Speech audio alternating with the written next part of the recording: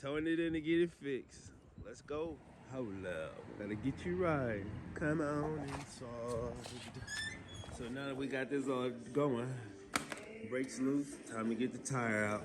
Well, we did one thing that lead to another thing that did something, did something else, and something else, and before you know it, we done built something else.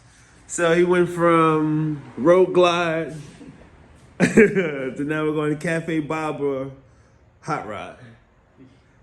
So yeah, we can ready to see what's up. Put the new handlebars on it, rewire it up. Let's go. That's what I'm talking about.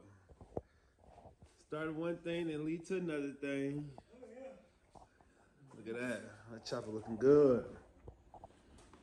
Like I said, you roll him in, you riding out. You gotta give yourself some proud. He did his thing on that. Hey, it looks way better. Mm-hmm. Now let's see how it is with the first ride. That's what I'm talking about. Carried in and riding out. You know it. Another satisfied customer. Oh, you see it. Stunto Fox.